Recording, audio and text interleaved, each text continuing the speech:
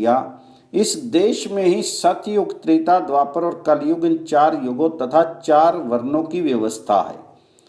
अब शैलराज देवकूट के पूर्व जो भद्राश्व वर्ष है उसका वर्णन सुनो। वहाँ श्वेतवरण, नील पर्वत श्रेष्ठ, शैवाल, कोरंज तथा पर्ण, शालाग्र, ये 5 कुल पर्वत हैं। इनमें उत्पन्न हुए और भी बहुत सारे छोटे छोटे पर्वत हैं। उनमें लगे हुए अनेक प्रकार के हजारों जनपद हैं, जिनके नाम कुमुद, संकाश, शुद्ध सानु और सुमंगल आदि हैं। सीता, शंकावती, भद्रा तथा चक्रावर्ती आदि बहुत वहाँ की नदियाँ हैं, जिनके पाट बहुत विस्तृत हैं। उनका जल बहुत ठंडा होता है। भद्राश्व वर्ष के सब मनुष्य शंख तथा शुद्ध स्वर्ण के समान कांतिमान होते हैं। उन्हें दिव्य पुरुषों का संग प्राप्त होता है। वे बड़े पुण्य आत्मा होते हैं।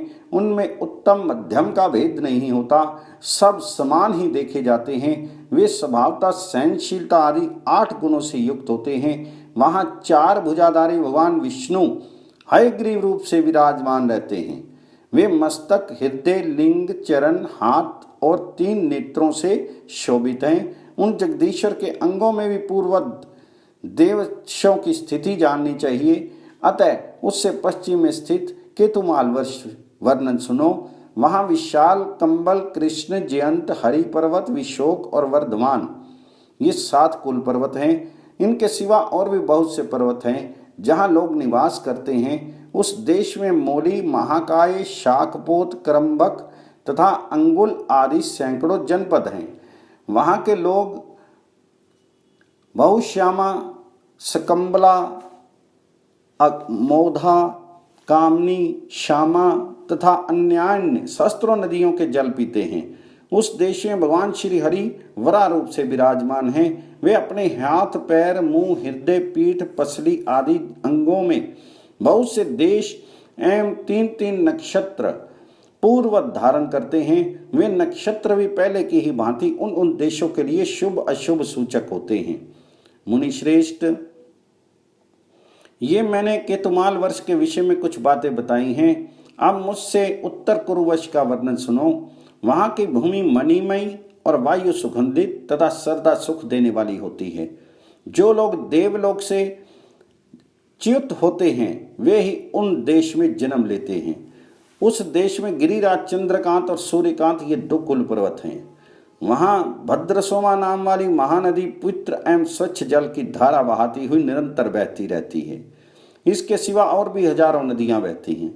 कुल पर्वतों के अतिरिक्त और भी अनेक पर्वत हैं तथा सैकड़ों एवं सहस्त्रों वन हैं, जहाँ अमृत के समान स्वादिष्ट नाना प्रकार के फल उपलब्ध होते हैं। उत्तर कुरुवश में भी भगवान श्री कृष्ण पूर्व की ओर सिर करके मत्स्य रूप में विराजमान रहते हैं। उनके भिन्न भिन्न 9 अवयवों में 3-3 के क्रम से सभी नक्षत्र 9 भागों में विभक्त होकर स्थित हैं। इसी प्रकार वहाँ के देश भी 9 भागों में विभक्त हैं। उस देश में चंद्रद्वीप और भद्रद्वीप नामक 2 द्वीप हैं जो समुद्र के भीतर स्थित हैं। ब्राह्मण, इस प्रकार मैंने उत्तर कुरु वर्ष का वर्णन किया।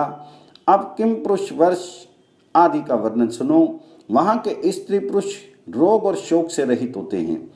उस वर्ष में प्लक्ष खंड नामक एक मनोहर वन है जो नंदन वन के समान रमणीय जान पड़ता है। वहाँ के पुरुष सदा उस वन के फलों का रस पीते हैं। इससे उनकी जवानी सदा स्थिर रहती है और वहाँ की स्त्रियों के शीर में कमल की सुगंध आती है। किम पुरुष वर्ष के बाद अब हरि वर्ष का परिचय दिया जाता है। वहाँ के मनुष्य चांदी के समान गौर वर्ण के होते हैं। देवलोक से च्युत होने के कारण उन सब का स्वरूप देवताओं के ही समान होता है। हरि वर्ष के सभी मनुष्य उत्तम इक्षु रस का पान करते हैं। वहाँ किसी को वृद्धावस्था का कष्ट नहीं भोगना पड़ता। वे सब के सब अजर होते हैं, जब तक जीते हैं निरोग रहते हैं।